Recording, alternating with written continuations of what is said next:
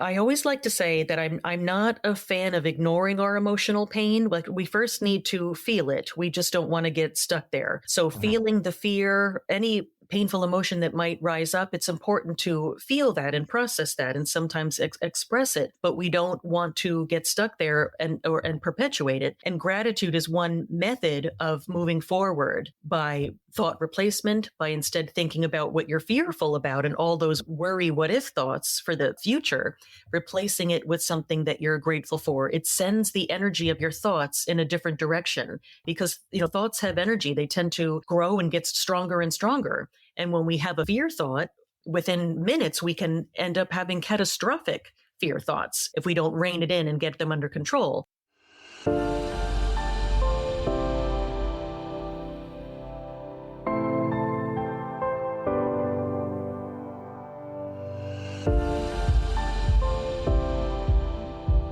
Welcome to Imperfect Heart, a place for you to join me, Jeff Holden, in conversations, discussions, and dialogue about our hearts and the impact myocardial bridges have on them. We'll talk with healthcare professionals, those in related fields that support our condition, and others just like us with stories of their myocardial bridge experiences. It's my intention for this content to inform, educate, entertain, and even motivate or inspire you in your personal journey on dealing with a myocardial bridge. Most importantly is to have you leave each episode with hope, knowing you're not alone and that what you're experiencing is real. Dr. Peggy DeLong is a psychologist known as the gratitude psychologist. She teaches people how to harness the power of gratitude and joy to live their best lives, especially during difficult or fearful times. She does this through psychotherapy, online courses, speaking engagements, books, and bracelets. Peggy is the author of 3 books: I Can See Clearly Now, a memoir about love, grief, and gratitude; The Gratitude Journal, a 365-day gratitude journey; and Feeling Good, 35 Proven Ways to Happiness, even during tough times. She's also the owner of Love in a Bracelet, where she designs bracelets for coping with grief and loss, mental health, and inspiration. She hosts women's hiking events for spiritual growth and personal development, and when she's not focused on her businesses, you'll find Peggy in the mountains, downhill or telemark skiing, kayaking, hiking, or even mountain biking. Peggy, I am so happy to have you on the program. Thank you so much for having me, Jeff. So, Peggy, in our pre-call, you mentioned a couple of things that really blew me away. It was starting with a conversation about your father. And for our listeners, we don't have any pre-association. We haven't talked in the past. I actually heard you on another podcast, and I said, boy, I think you would be wonderful for our audience. Would you tell us what it was that you shared with me for your father's story? And then we'll subsequently discuss something that just dovetailed into your own personal story. Sure. When I was 26 years old, I was going through a really difficult time. And I remember a specific conversation that I was having with my father. We were both grieving the loss of my fiance, who had just passed from cancer. And my father kind of turned the tone of the conversation and he said, if I have it my way, I'm going to die on a chairlift. And I said, Dad, why a chairlift? You love to ski. Maybe you're skiing and you hit a tree, but why a chairlift? And he said, well, that's where I feel closest to God, breathing in the cool mountain air. I am most at peace on a chairlift. Well, 2 weeks later, my father went to Vermont for an early season ski trip by himself, and he had a sudden heart attack and passed away on a chairlift. So he was way too young. He had only just turned 58. But this was exactly the way that he wanted to go when his time came. It was way too soon. And he had let us know that he was supposed to have had angioplasty. He had some heart trouble and he was scared to have it done. So he didn't have it done. And unfortunately, while skiing and while on that peaceful chairlift, he had a sudden heart attack by himself and passed away. Boy, I'm so sorry to hear that. And what a surprise when you had just had the conversation thinking, oh, this is so far in the future. Exactly. I never imagined in that moment that he would not be with me 2 weeks later. And I was already deep in grief over the loss of my fiance. So it was really difficult for my family, but at the same time, we were comforted to know that this was the way that he wanted to go when his time came, but way too young. He still had there was so much living for him to do. Oh, surely at 59 years old, oh my gosh. You know, I know there's a story that follows with your own personal situation, but before we get there, how do you think that shaped you in terms of what you do today? It had a tremendous impact on me on living life fully because we never know what's going to happen, and doing my best to not live in fear and to live a healthy lifestyle as much as possible, and really self-care, taking care of myself.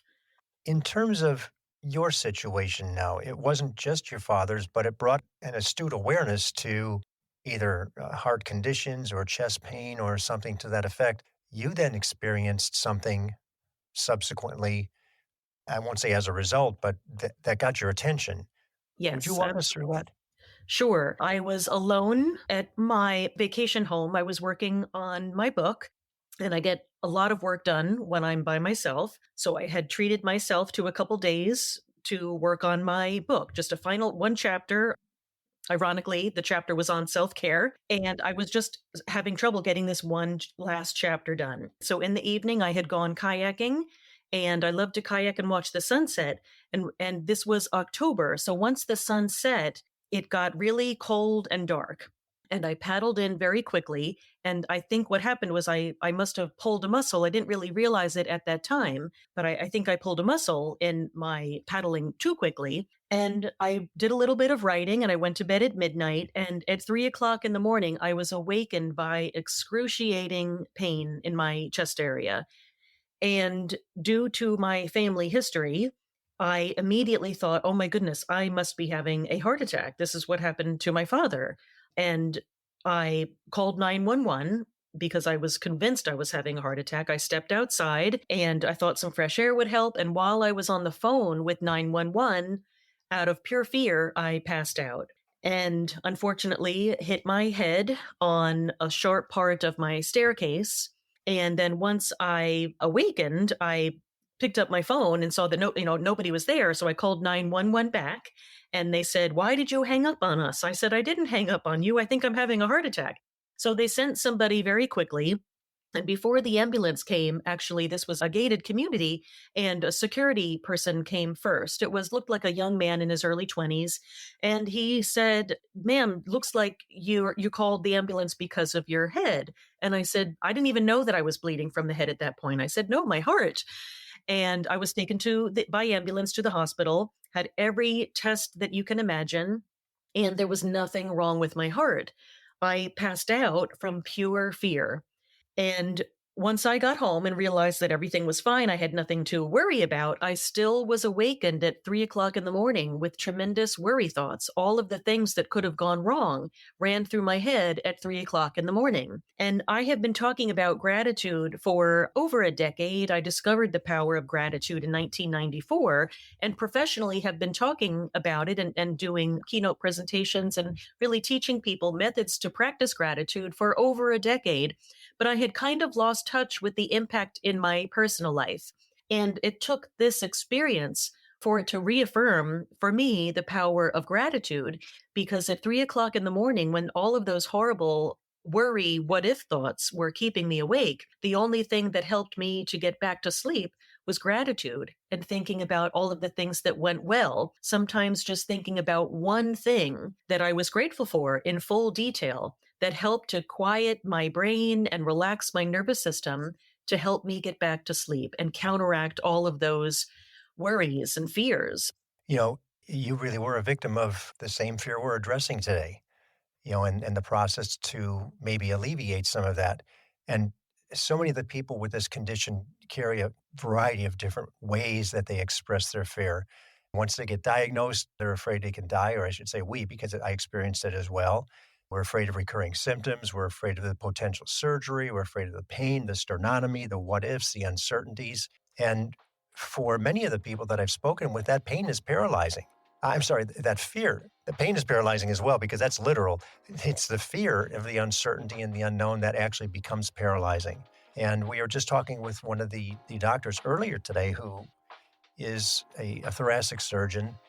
And, sometimes people will even over research into paralysis, that analysis paralysis of, I know too much now and don't know what I want to do." So that fear just manifests itself in so many different ways. You know, in your experience, how do we get from, really what should be a positive moving us forward, in the right direction to a solution to our symptoms, but in fact, it actually freezes us and stops us from moving forward?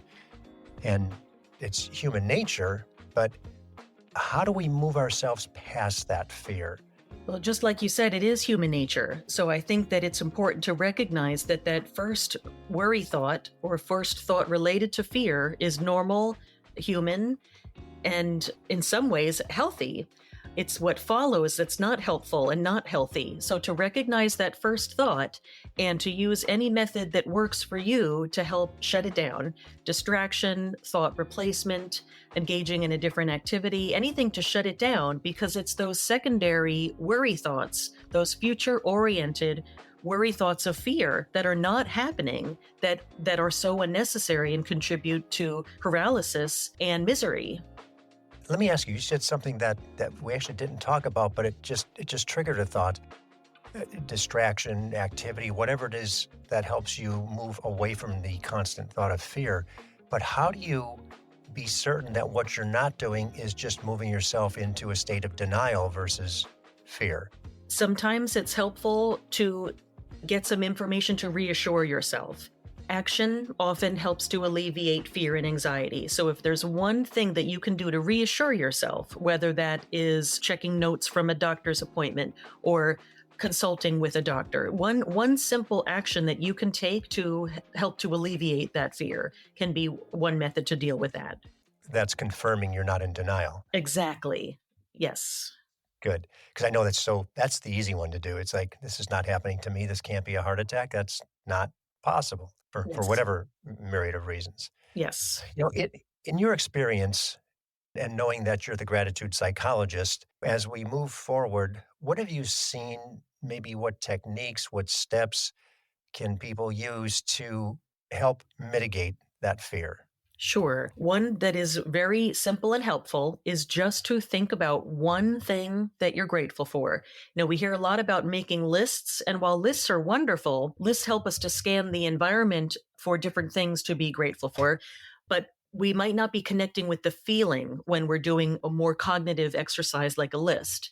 So I suggest thinking about one thing and really connecting to the feeling that comes with that and really getting into the details. So if you're feeling grateful for your best friend, well, why? Is it because you've been friends for a decade? Does she keep your secrets? Does she give great hugs? Like really connect to the details about why you're grateful for that person or experience. In a lot of the reading that I've done and certainly have heard from other doctors, there literally is a visceral experience with gratitude.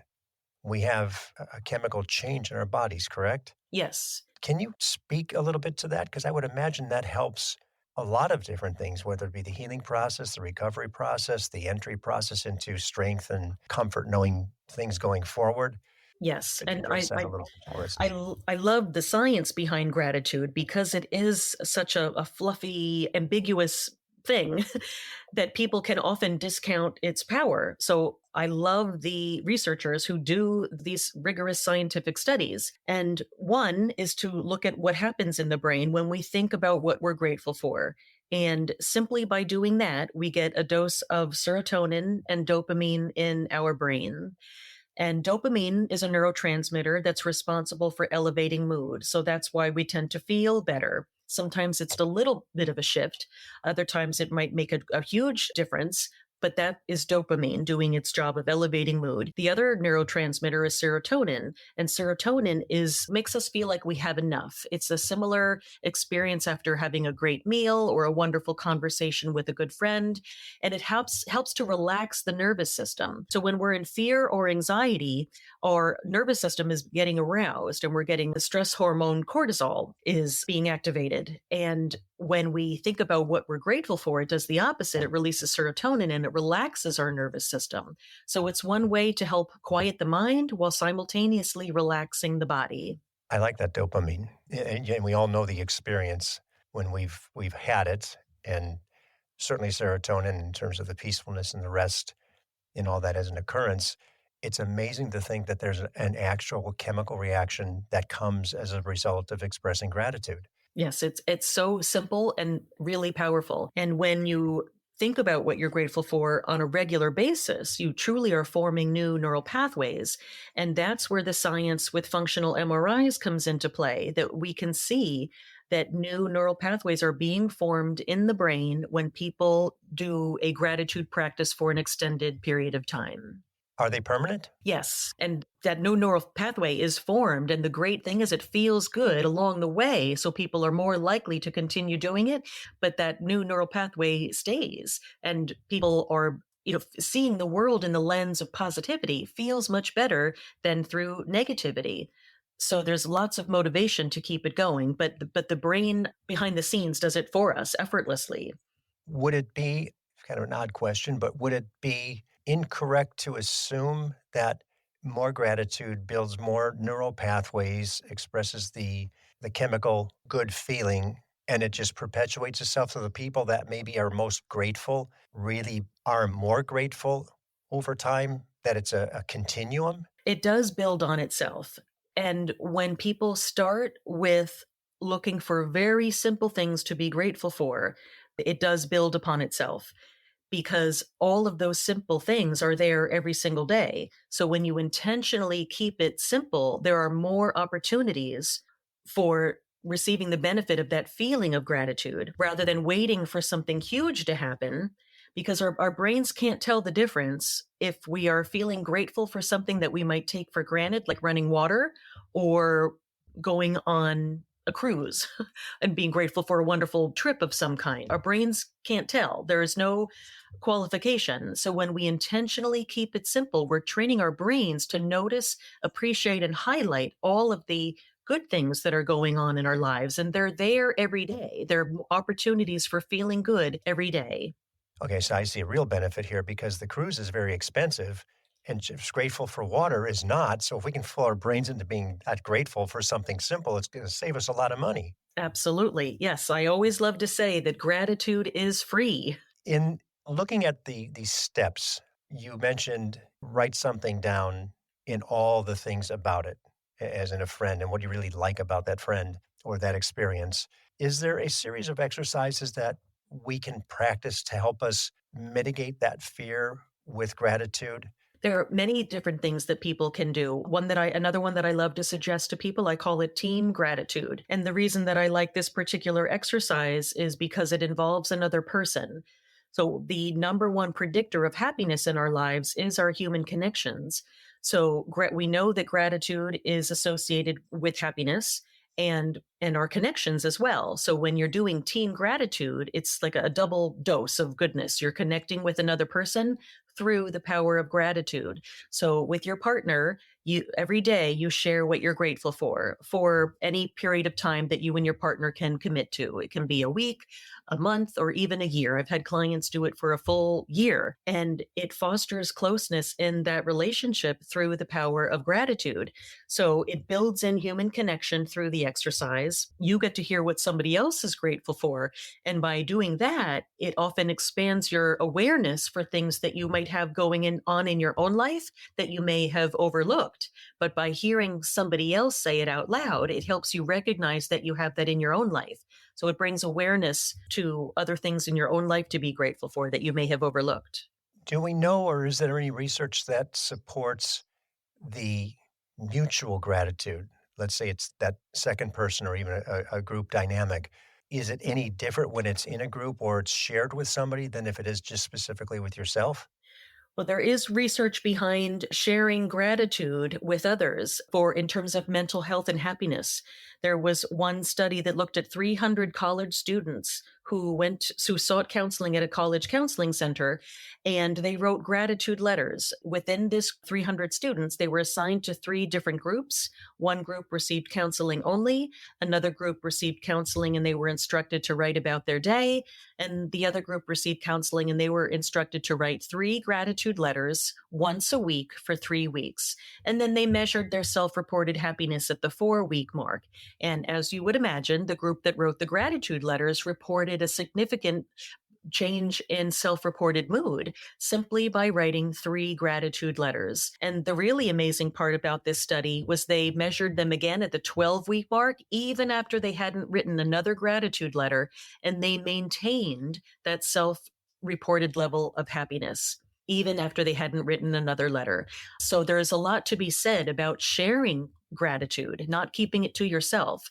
There's so many different definitions of gratitude, but my favorite is that it puts you in such a state of appreciation that it makes you want to return kindness.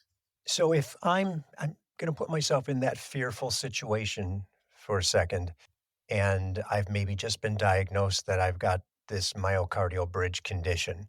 I know what the symptoms are because that's why I'm researching, trying to find somebody to diagnose what it is that I've got. I don't know what the result of those symptoms could be, but now I actually know the cause, and I know that there is process to rectify the situation. Most often, it does minimize the symptoms, so I'm going to move forward on that. But some of those things could be quite frightening. If I'm exercising gratitude, I'm using that gratitude almost as a replacement for the fear or to Yes. push that fear out. Yes. Well, I always like to say that I'm not a fan of ignoring our emotional pain. Like we first need to feel it. We just don't want to get stuck there. So Mhm. feeling the fear, any painful emotion that might rise up, it's important to feel that and process that and sometimes express it, but we don't want to get stuck there and perpetuate it. And gratitude is one method of moving forward by thought replacement, by instead thinking about what you're fearful about and all those worry what if thoughts for the future, replacing it with something that you're grateful for. It sends the energy of your thoughts in a different direction. And it, because, thoughts have energy, they tend to grow and get stronger and stronger. And when we have a fear thought, within minutes, we can end up having catastrophic fear thoughts if we don't rein it in and get them under control. So that's when that thought replacement by thinking about what you're grateful for is a wonderful way to shut down those fear related thoughts, which is a little bit different from I don't ever want to give the impression that I think that it's healthy to shut down an emotion. Like our emotions teach us a lot, but when we're done feeling it, it's when it's time to move on, that's when an exercise in gratitude can be really helpful. And I was going to say, very much like your experience, as that fear compounds itself and we dive into it, I mean, we may experience it and begin to express it, but sometimes it snowballs. And the next thing you know, it's hyperventilation. You're going to pass out. You're so worked up over it. And it's that conscious ability and awareness to be able to say to yourself, just stop and look at something that you're grateful for. Your children may be in the house, your spouse, your significant other. You may be at work. You have a job. You have insurance. Whatever it is. And you're nodding your head. So I'm looking for that affirmation. Yes, Yes. uh, because I know so many people are in this space, and I know how dark that space can be. You Yes. know, we're And we're coming across or coming up on the holidays, and this episode will air right before Christmas, and that in itself creates a whole different set of stressors, and in many cases, the people who experience the symptoms of the myocardial bridge, everything about the holidays is what can trigger the angina, the chest pain, the palpitations, all those negatives that come as a result of the bridge. Is there anything in your experience, because we're going to get this overdose of opportunity for fear, that would maybe help dealing with the holidays and those really high stress, high anxiety, high involvement, and maybe as I'm speaking, I'm hearing maybe high gratitude yes. opportunities? Right. There are lots of opportunities for high gratitude, but we need to plan for it and prioritize. So I love to talk about the framework that I call the 4 Ps and related to mental health. And that is prioritize, plan, practice, prosper. So prioritizing mental health, plan health promoting activities, practicing them often, and then prospering even during difficult times. So, in the context of the holidays and knowing that that can create stress and anxiety, planning every day for a time for relaxation that can very much include a gratitude practice, whether that's listening to a guided meditation that's related to gratitude, it can be writing a handwritten gratitude letter to somebody, many different ways that you could practice gratitude. And whatever feels good for you is the most important because then you're more likely to continue to do it. But when you plan for it and practice it often, that is when you can truly prosper even during difficult times. And would part of that planning be knowing that we've got the holidays coming up, we can begin to anticipate, okay, when I get to Aunt Jane's house, I know the first thing I'm going to do is look for opportunities for gratitude so I don't get taken over by the fear or the anxiety or even having to explain my situation, which I probably don't want to do to everybody. Yes, and I look at it at two ways. One is in the absence of a situation like that. So actually when you're feeling most calm is when it can be a great time to do a gratitude exercise or any exercise in relaxation when you're already feeling calm. And when you practice that on a regular basis, then when you face a situation like going to a relative's house that might be anxiety provoking, then it's even more powerful to employ that exercise at that time because you've already practiced it when you're calm. So I think both are important to practice on a regular basis during times of calm and then to utilize it as a method when you anticipate that some anxiety is coming your way. Let me ask you about a situation that maybe could occur for some of our listeners. The holidays are here. They maybe have shared with people that they've got this condition, but there's an expectation that that person is going to be at that function. And that's not somebody I really want to hear from, deal with, confront, have to explain my situation to. Is there any way to, to properly avoid certain situations as well without getting yourself back into the fear mode and still being able to deal with the gratitude side of things? And I think that is about setting boundaries and having some preparation ahead of time. You know, when we're put on the spot, it's difficult to come up with the words. We fumble and we're concerned about hurting people's feelings. And the more that you can practice for difficult situations like that, the more comfortable it feels. And I like the method of looking at it like positive, negative, positive. So you make a positive statement and then say your statement about a boundary that you're setting a boundary such as I don't feel comfortable talking about that right now or whatever it might be, but somehow we label it as negative and then follow it up with something positive. But I'd be happy to talk with you about this. So positive, negative, positive, starting with positive, making your boundary statement and then ending it with something positive. hmm So, in other words, yeah, gee, Bill, I'm doing fine. I appreciate your concern. Really don't want to talk about it right now, but I'm looking forward to the next time we might hook up and I can explain it or something to that effect, Yes, yes, and then absolutely. turn and walk away quickly. With some, it might be necessary. Yes. Right. On your website, you have mental health matters, and I really couldn't agree more. And sharing the value of this with the way it associates fear and gratitude is really appreciated. And when we look at the mental health situation that so many people are in today and the challenges that they've gotten, the lack of support, and in some cases, the over medication of it. Many of the people with this particular condition are simply told it's stress and Valium will take care of it, or you need to exercise a different way, a different process. It's nothing wrong with you physically, when in fact, the people do.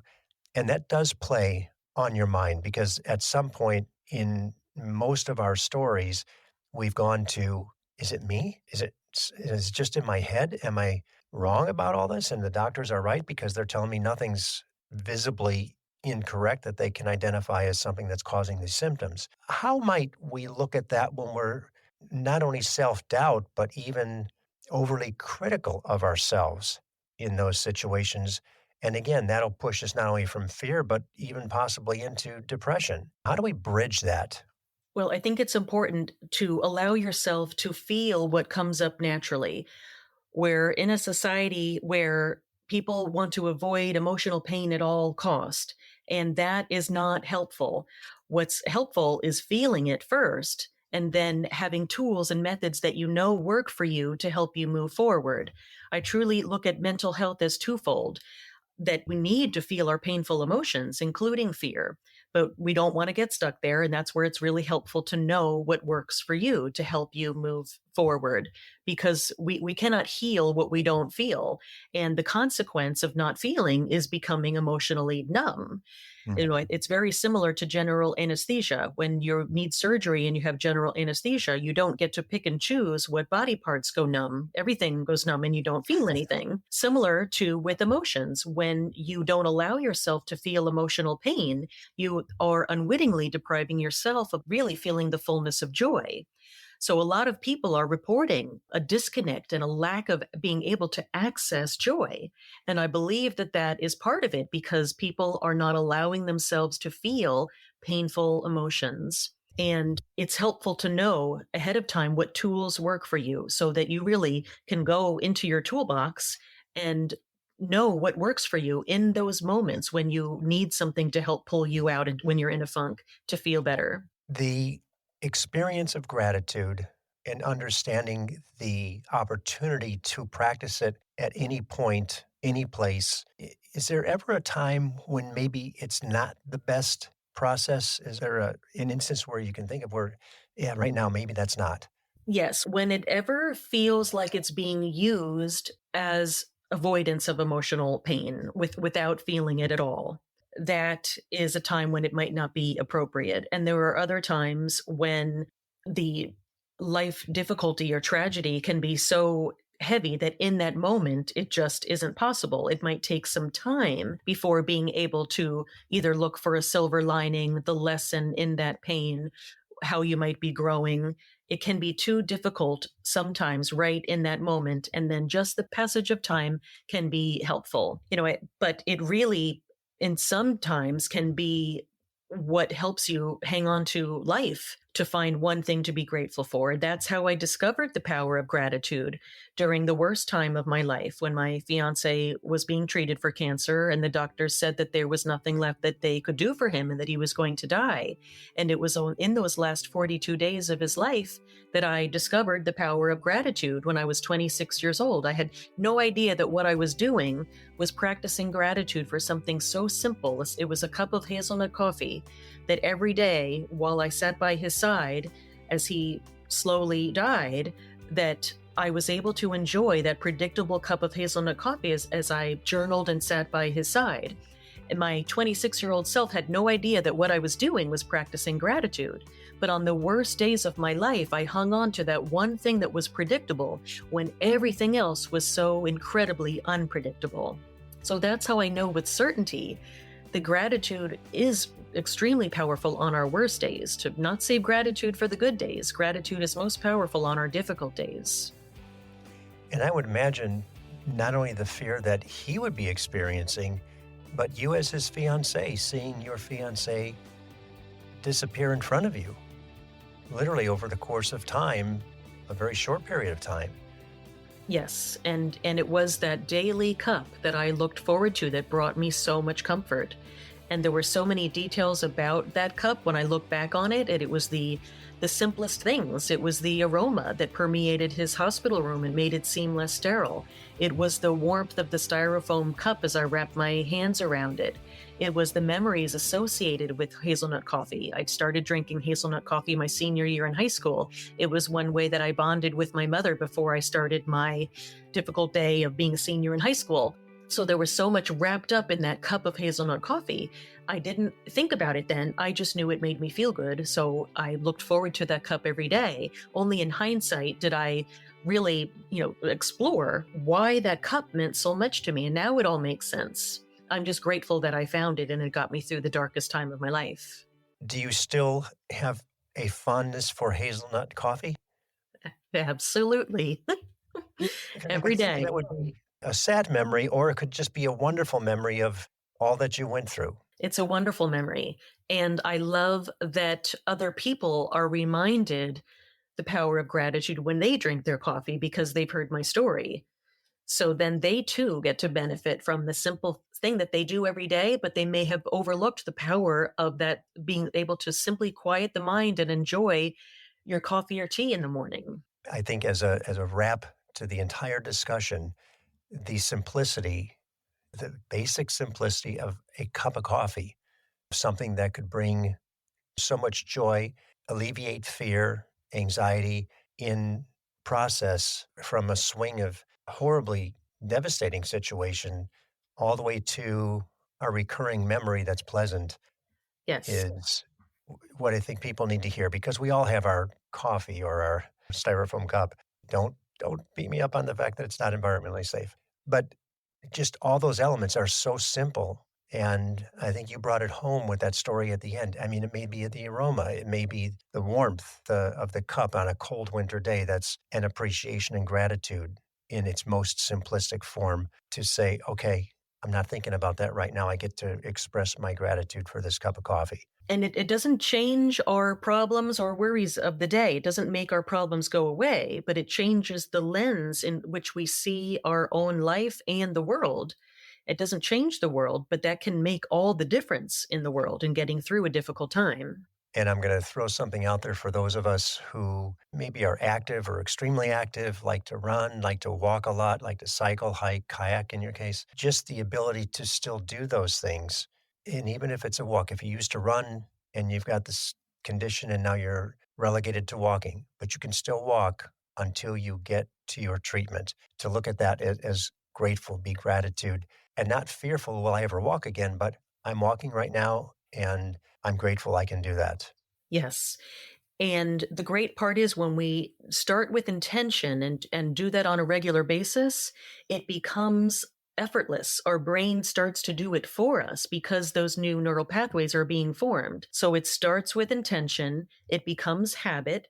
Over the course of time, that habit turns into an attitude and then simply becomes a way of life. Like, I don't think about being grateful. I am. It's a way of life for me, but it started with intention. Dr. DeLong, how does somebody get hold of you if they'd like to outreach, find out a little bit more about what it is you do as the gratitude psychologist, and find out a little bit more about all the envelopment of gratitude in one's life? What would be the best process to connect?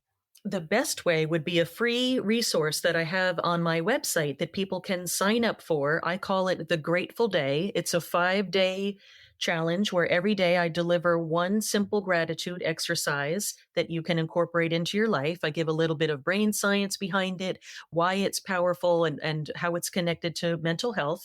And people can sign up for that at drpeggydelong.com/the Grateful Day. And if I'm not mistaken, don't you have a gratitude bracelet I or do. something to I that effect? do. You do? Bracelet making is my creative outlet, and I turned my love for making bracelets into a company that I called Love in a Bracelet, and the best-selling bracelet is the Gratitude Heals bracelet. It's a wearable reminder to practice gratitude. It's simply a gemstone bracelet with one singular metal bead, and then as your eye is drawn to the metal bead during the day, it's just a quick reminder to stop what you're doing and think about one thing that you're grateful for in that moment. And then by the end of the day, you may have thought of 10 nice things, and then that contributes to emotional well being. What a great reminder. Well, Yes. Dr. DeLong, Peggy, thank you so much for sharing what I think will help many of us with just that overwhelming fear. If we can help minimize it, if it's a 10, we can get it down to a 5. We've done a great job. If we can take it from a 5 to a 1, what an accomplishment so that whomever is going through this process can get through to that next day and the next day and the next day until they finally get to where they're able to be treated and have a resolve to their condition and their symptoms. We're right before Christmas. Have a wonderful Christmas holiday. And thank you so much from the bottom of my imperfect heart. I really appreciate you coming on and talking with us today. My pleasure. Thank you for having me. Thank you for listening to Imperfect Heart. It's my hope that this information helped in some way to improve your situation or will help you better understand this condition. More importantly, that it gives you hope through stories that there is help and you most certainly are not alone. If you've been diagnosed with a myocardial bridge, please be sure to join the private Facebook group, Myocardial Bridge Support Group. For more information about our program or to reach me directly, visit the website, myimperfectheart.com. If you like what you heard today, please give a positive review, thumbs up, high five, or whatever your app likes. And be sure to share with everyone important to you so they understand what it is you're dealing with. Please subscribe as well. Welcome each day with gratitude and positivity.